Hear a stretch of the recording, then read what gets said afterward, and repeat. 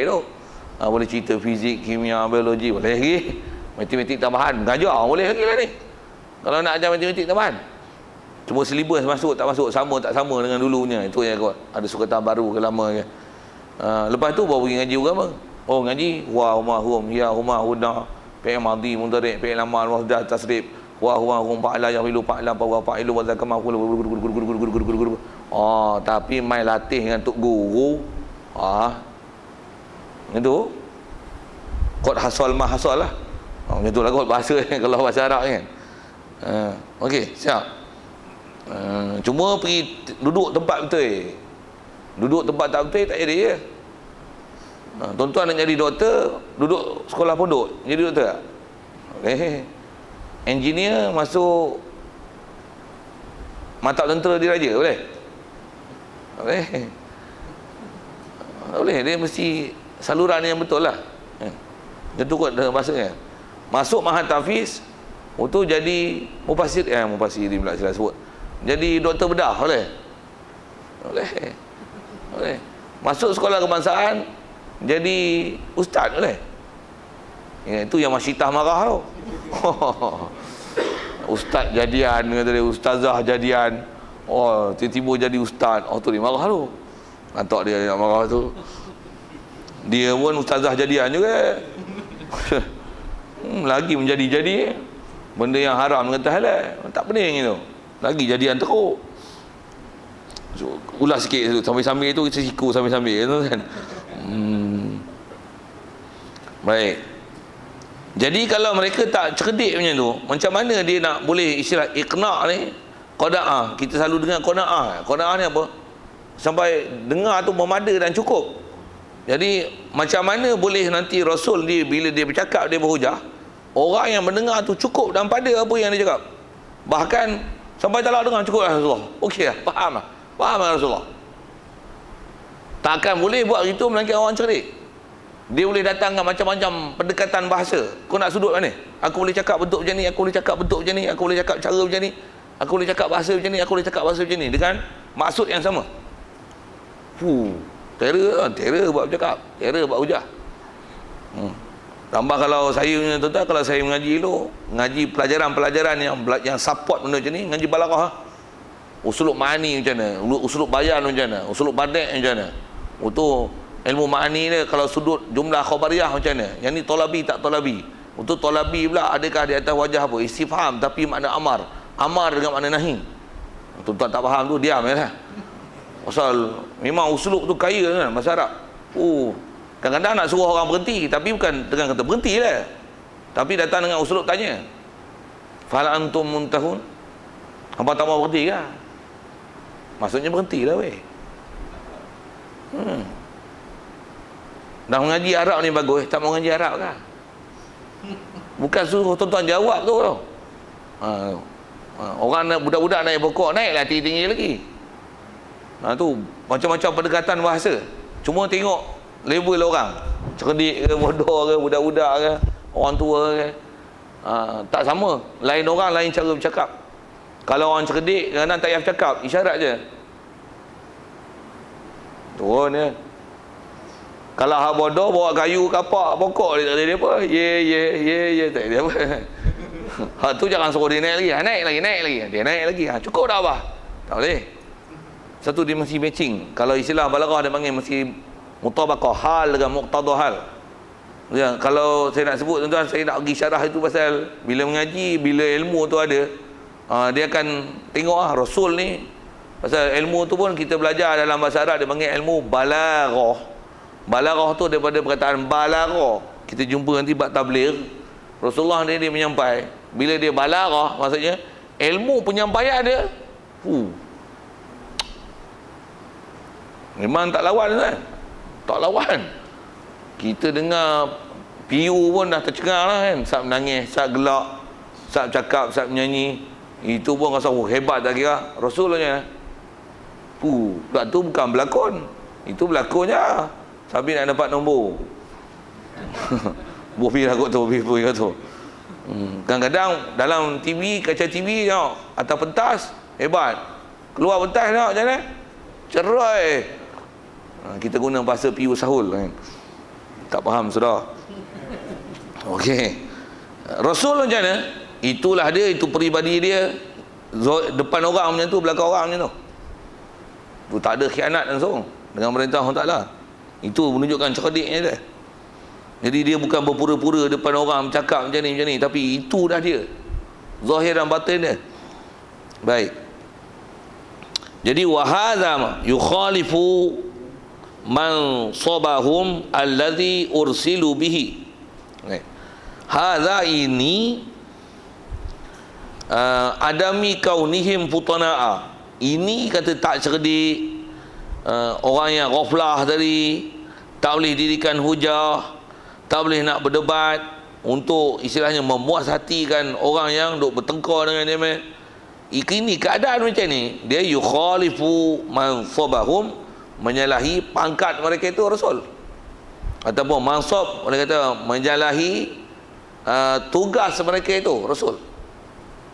Nama pun Rasul, utusan. Tengok tak boleh nak bercakap, tak reti nak berhujah, tak cerdik, tak alert, dan tak boleh nak istilahnya menggunakan macam-macam pendekatan untuk memberikan kefahaman pada orang tentang Allah Tuhan sebenar. Yang lain benda tu batil. Kalau tak boleh buat keupayaan gitu, maksudnya dah tersilap pilih orang. Allah tu ya, Allahu a'lamu haitsu yaj'alu risalatah. Baik. Jadi keadaan tak cerdik yang macam ni, dia menyalahi akan martabat mereka itu Rasul allazi ursilu bihi, yang mereka ini Rasul diutuskan bihi dengan allazi, dengan pangkat ini, dengan tugasan ini. Tugas dia mesti nak menyampai, dan untuk menyampai memerlukan satu kecerdikan yang sangat luar biasa. Apatah lagi nak kata dia penutup nabi-nabi dan Rasul. Mesti cerdik gila punya. Istilah gila tu maksudnya apa nak sebut bahasa tu kan, tak ada bahasa nak sebut. Mesti kita kata Rasulullah sangat cerdik. Baik, wahwa apa dia yang kata pangkat dia ni, yang Nabi Rasul khususnya Nabi kita Muhammad SAW diutus untuk itu. Apa dia? Wahwa mansab, pangkat dia, martabat dia, tugasan dia. Boleh guna model sikit, visi dia, misi dia. Ni apa dia? Iaitulah hidayatul khalqi ilal haq, menunjukkan makhluk ke jalan benar, menunjukkan makhluk kepada kebenaran. Mesti boleh bagi hujah yang semantapnya. Itu yang Quran cabar tu, hatu burhanakum, bawa main hujah, bawa main alasan, bawa main dalil. Nabi Rasul sangat pakar itu. Yang tu Nabi Rasul, begitu juga lah semua ulama-ulama kita, yang ulama warasatul anbiya. Kalau yang betul-betul ikut pewaris Nabi ni, memang cerdik itu. Baik. Jadi fawajaba bizalika lahumul fatwanatu. Jadi dia atas kata dia nak menunjukkan makhluk ke jalan benar, kepada kebenaran, boleh tahu hak atau apa, batil atau apa. Mestilah cara penjelasan dia dan kecerdikan dia memberikan penjelasan tu sangat hebat. Dan inilah yang wajib. Jadi wajiblah bizalik, dengan demikian itu dia atas kata mansab mereka, pangkat mereka, tugasan mereka adalah nak beri hidayat kepada makhluk. Fa wajaba bidzalika lahumul fatwanatu, mestilah cerdik. Mestilah cerdik. Baik, itu jelas. Sikit tengok isu kita kan. Kita banyak benda yang tak cerdik ni. Kita masuk ke pekah sikit. Kita nak beli barang, kadang-kadang tak sempat beli barang. Siapa kita suruh beli barang untuk beli bagi pihak kita? Siapa? Jawab. Anak. Berapa tahun? 7 tahun, 8 tahun. Bodoh. Menyerahkan tugas orang yang tak sepatutnya buat tugas tu. Salah kan? Tak betul. Bab muamalat fik pun salah. Pasal kanak-kanak dia tak sah muamalat.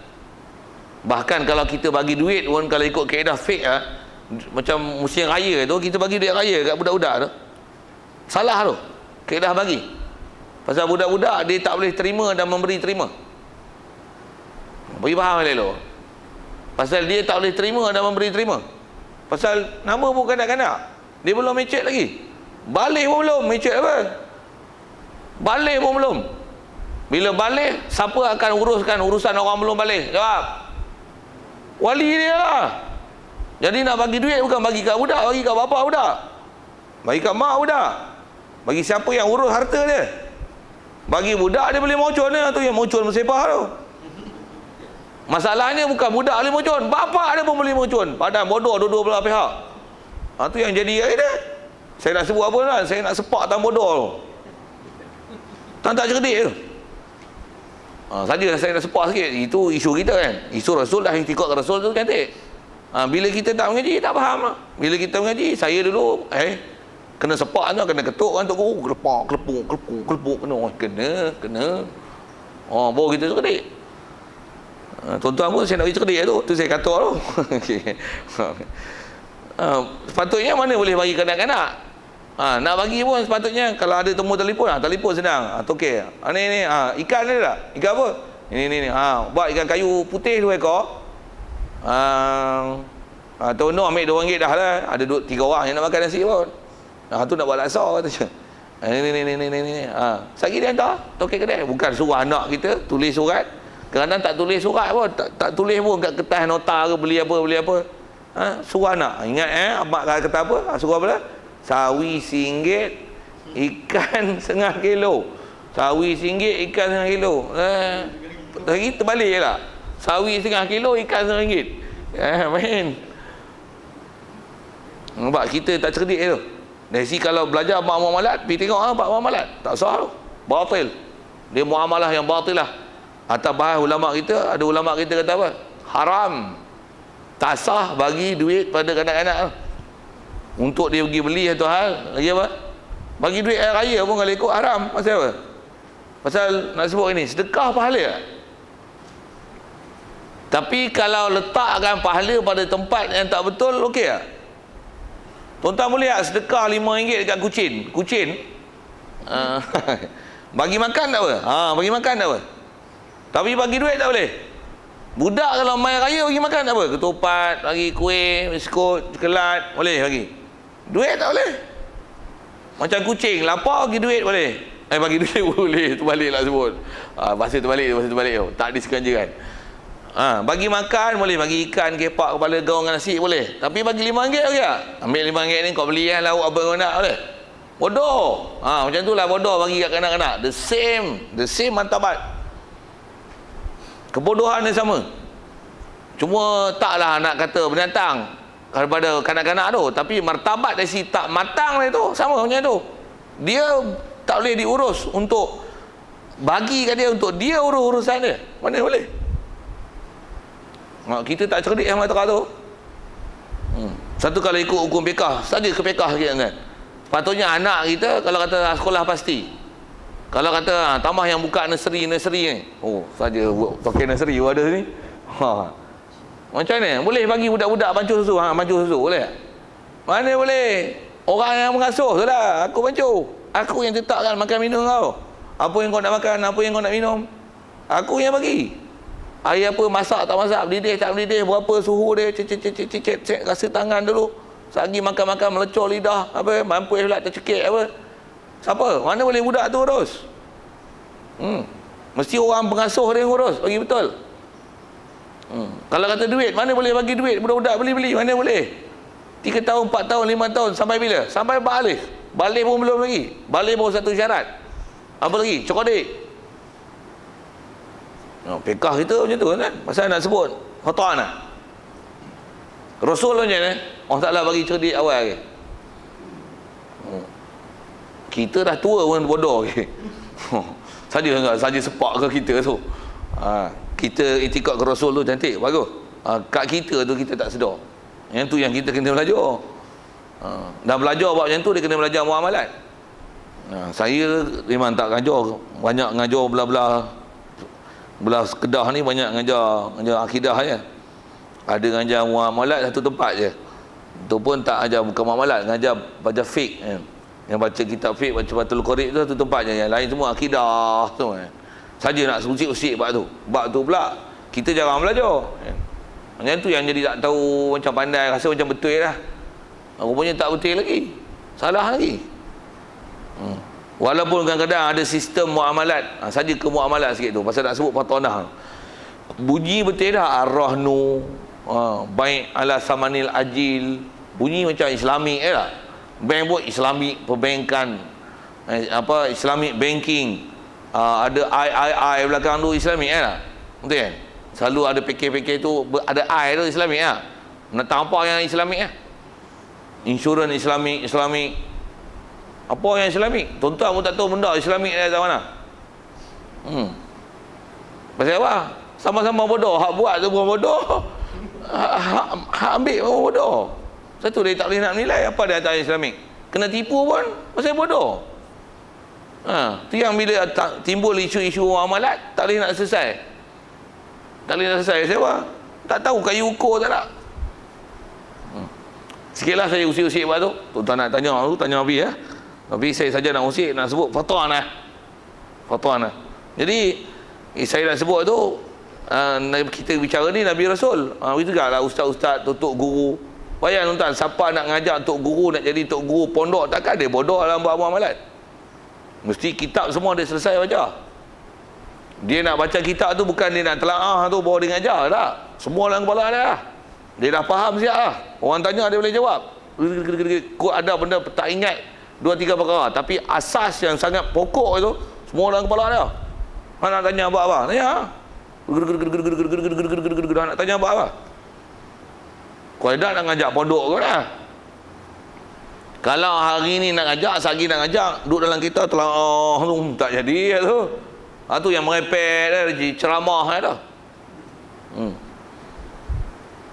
Sikit babak tu nak sebut dan cerdik tu.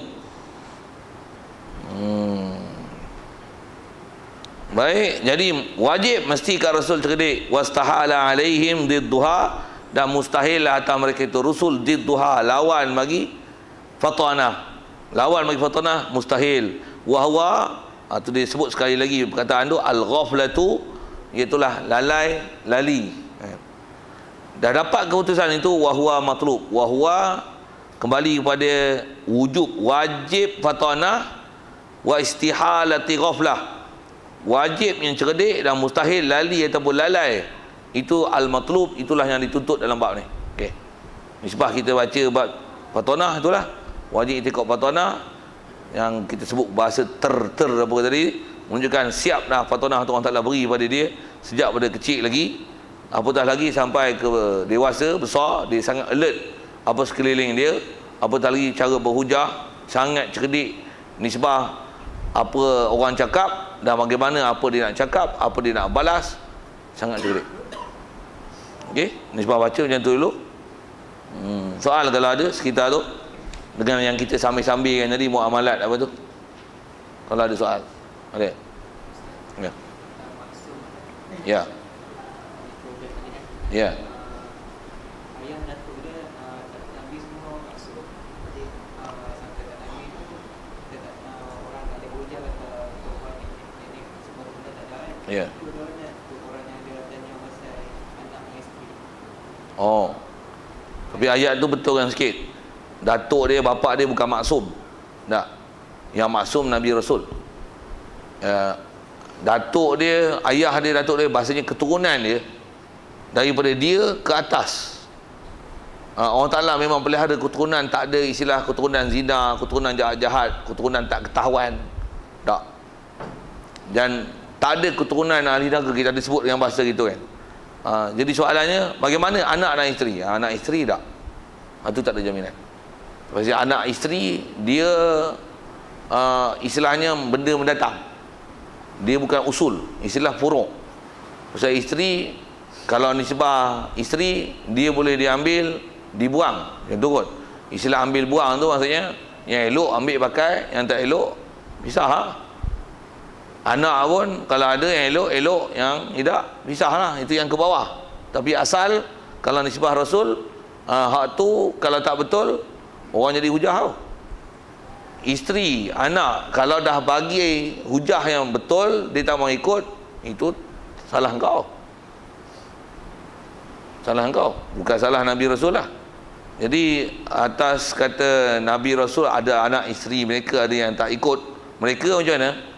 Jika, jadi berkait kat situ, jika mereka, nah semestinya Nabi Rasul telah tunai tanggungjawab lah. Kalau dah buat tanggungjawab, itu tak jadi aib pada mereka. Tak jadi aib. Adapun kalau mak bapak tak betul, dia istilahnya boleh menggagalkan visi dan misi Rasul. Anak tak ikut, dia tak menggagalkan visi dan misi Rasul. Tapi kalau bapa keturunan tak elok, dia antara penyebab yang menggagalkan visi dan misi.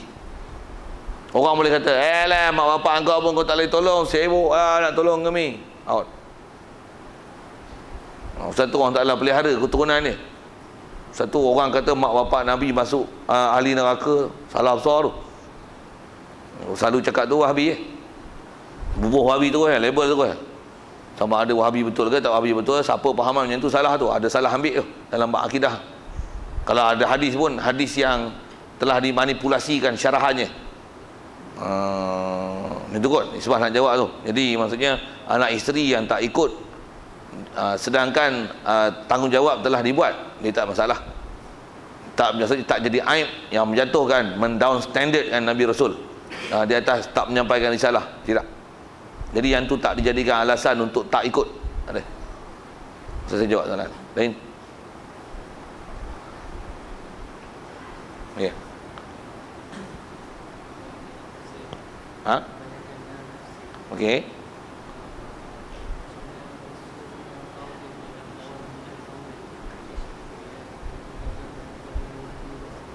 Menggunakan okey. Ya. Oh. Kebiasaan Nabi dan Rasul cerita dalam Quran, mereka ada bantuan wahyu untuk berhujah kepada kaum mereka. Ada perkataan kena bagi repair sikit tu. Di atas cerdik itu kalau ikut dia tak perlu bantuan. Nisbah nak berhujah. Cuma ayat Quran ni istilahnya dia sebagai pengukuh. Macam mana kita belajar bab mukjizat. Mukjizat pengukuh. Pengukuh menunjukkan benarnya mereka. Kalau ada ayat Quran itu mengukuhkan apa yang Nabi Rasul cakap. Adapun berhujah dengan cara berfikir, kaedah penaklukan akal yang dilontar oleh Nabi Rasul untuk menunjukkan benarnya mereka ini adalah utusan Allah Ta'ala dan benarnya tentang Allah Tuhan sebenar, yang tu tak perlu kan bantuan tu. Cuma kalau ada yang bantuan yang memang perlu ada wahyu dan perkhabaran daripada Allah Ta'ala, yang Allah Ta'ala perintahkan Jibril untuk maklumkan kepada Nabi Rasul, jika ada soalan-soalan dalam bentuk ghaib, yang tu je. Misalnya pernah Rasulullah ditanya Ashabul Kahfi berapa orang. Rasulullah nak tahu, dia bukan hidup sama Ashabul Kahfi. Itu dah tak ada ilmu macam mana, dia tak merepek. Tak merepek, ya, tak tahu, dia tak tahu. Dan kata dia, tunggu Jibril akan datang. Jibril datang beritahu, aku akan beritahu berapa jawapan Ashabul Kahfi tu. Itu mendalilkan bahawasanya dia lah benar dan dia dapat wahyu, bukan dengan dia reka. Kalau dia reka macam mana? Bubuh je lah. Waktu esok tarik balik ya. Salah. Tak. Tu kata dia amanah. Jadi yang tu istilahnya bukan berhujah dengan bantuan wahyu. Itu maklumat yang di luar pengetahuan dia. Bila ada yang ditanya, dia tak boleh jawab, dia kata dia tak tahu, dan tunggu Jibril lah maklum kan. Memang banyak perkara dalam bab tu. Tanya tentang roh, tu yang bila tanya roh, dia tak boleh jawab. Aku tak tahu bab roh. Allah Ta'ala perintahkan, kul yas'alunaka 'anil ruh, kul, Allah Ta'ala perintahkan kau jawab ni. Ar-ruh min amri rabbi. Roh urusan Tuhan aku. Siap. Allah Ta'ala perintahkan. Jadi Allah Ta'ala pun dah kata ini urusan dia. Aku jawab dekat tu, bagaimana rupa dia, di mana dia, apa hakikat roh, tak tahu. Itu rahsia yang Allah Ta'ala tak maklumkan kita. Lagipun apa kepentingannya nak tahu benda tu. Yang tu kot kalau disebah ada bantuan wahyu. Adapun kalau ada hujah-hujah, hujah-hujah cara nak menunjukkan dalil benarnya alam akhirat, benarnya syurga, benarnya neraka, apa-apa azab Allah Ta'ala, Tuhan Allah Ta'ala Tuhan sebenar, bahala ni tak betul. Tu memang Nabi Rasul tu sendiri hujah mereka pun dah kaya lah. Datang Quran mengukuh kan. Jadi bukan istilah berbantu tu, istilahnya mengukuh. Dia pengukuhan, dia bukan bantuan. Kalau yang bantuan maklumat. Itu kot. Kalau nak betul saya kata bahasa tu betul kan sikit. Jadi mereka tak perlukan bantuan untuk berhujah. Tak. Tapi kalau ada maklumat tak tahu lah. Hak tu perlukan bantuan maklumat. Mesti ada talian hayatnya bagi tahu berapa Ashabul Kahfi. Tu yang kalau saya sebut pasal yang tu memang jelas dalam tafsir tu sebut tentang Ashabul Kahfi. Yang tanya tu pun Yahudi tu tanya tu. Dia tu berapa Ashabul Kahfi? Tu yang Quran sebut. Datang Quran kata macam mana? Wa yaqulu Allahumma salli ala sayyidina wa yaquluna thalathatur rabi'uhum wa yaquluna thalathatur rabi'uhum wa yaquluna khamsatun wa sadisuhum kalbuhum wa yaquluna salasatun wa rabi'uhum kalbuhum wa yaquluna khamsatun wa sadisuhum kalbuhum rajman bil ghaib. Bahasa Quran pun cantik. Allah Ta'ala dia yang turun wahyu. Dia bagi jawapan tu cantik, clear. Lepas tu wa yaquluna sab'atun wa thaminuhum kalbuhum. Nak cerita Ashabul Kahfi tu bila Allah Ta'ala turun yang wahyu dengan Jibril sampai ke Rasulullah jawab satu persatu. Ada orang kata Ashabul Kahfi ni 3, anjing keempat. Ada yang kata 5, anjing tu yang ke-6. 3 anjing keempat, 5 anjing yang ke-6 itu rajman bil ghaib. Itu adalah teka dalam ghaib. Yang tu teka, maksudnya yang tu tak betul. Bahasa Quran nikah gitu Lepas tu wa yaquluna sab'atun wa thaminuhum kalbuhum. Dan ada yang kata 7, yang ke-8 adalah anjing ni. Maksudnya yang tu bukan teka ghaib. Betul betul. Okey, yang tu kot. Jadi istilahnya bukan perlu bantuan, tak. Jadi apa yang ada dalam Quran tu pengukuhannya. Maksudnya apa yang Rasul cakap, Quran tu pun sama. Bahkan kalau nisbah berhujah nak menunjukkan benarnya Rasul, kalau tak turun Quran pun dah tertegak dah hujah, kata Rasul. Jadi bila ada Quran mengukuhkan apa yang Rasul sebut. Itu je. Jadi atas perlu bantuan tu, hak tu adalah maklumat yang memang tak ada pada mereka. Hak tu memang perlukan bantuan. Itu kot. Ya. Ya.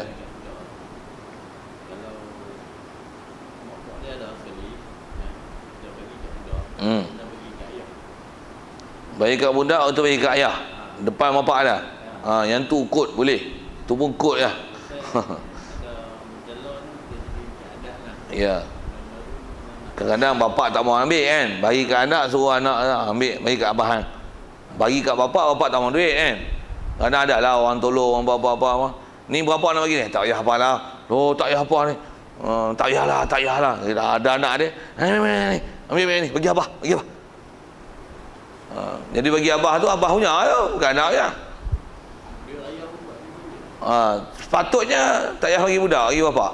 Macam mana pun nak sebut ni. Dah bapak dia tak mau, ambil lah. Alah payah bah. Dah kawan tu tak mau. Dah jadi kebiasaan. Cuma nak sebut adat macam ni, dia bila adat yang istilahnya tak mematuhi peraturan syarak dari segi rukun dan syarat muamalat, jadi benda batal lah. Pasal dia beradat yang jadi muhkamah, al-adatu muhakkamatun. Adat yang jadi hukum ni, dia ada bab-bab tertentu dalam fiqh yang adat itu dipakai. Dan adat itu nisbah uruf kebiasaan, di sini nilai besar kecil, panjang lama, perceraian, hak tu adat itu dipakai. Adapun adat yang batil lah. Kalau saya sebut sikit tentang adat tu, dah jadi adat orang Melayu dah. Bila kata ada lembu, kita tu aku pawah dengan kau lah, boleh lembu aku pawah, kita pawah lah. Melayu adat lah pawah ni. Pawah ni muamalat batil dalam kaedah fiqh Syafi'i dah. Pasal apa? Upah dia majhul. Bila nak beranak, tak tahu bila nak beranak. Berapa ekor nak beranak, tak tahu berapa nak beranak. Untuk bila dia dapat upah? Kena-kena tak ada nak beranak, kau tu ambil. Macam mana? Melopong orang bela. Pasal janji macam mana? Anak pertama kau punya, anak kedua aku punya. Betul macam tu kan? Kedah pawah ni tu kan? Betul? Ataupun pawah buat padi apa? Ni tanah ni kita pawah lah, esok hasil kita bagi 2. Tengok padi tak jadi, melopong tu tanah. Pasal apa? Pasal padi tak jadi, tak ada apa-apa hasil yang didapat bayaran daripada tanah yang telah orang guna pakai. Jadi istilah hanya itu ijarah yang batil lah. Maksudnya sewaan yang batil, upah yang batil. Jadi bila batil itu tak sah walaupun dah jadi kebiasaan orang Melayu. Jadi Bila ada kebiasaan dan adat yang menyalahi dengan kawaid syarak, macam mana? Batil, betul kan dia? Tu yang kita nak betulkan. Tu yang kita mengaji. Apa peraturan tak betul tu? Betulkanlah, luruskanlah. Jangan cari pendapat, ada pendapat kata boleh. Yang ni yang jadi cedera zaman kita lah ni. Maksudnya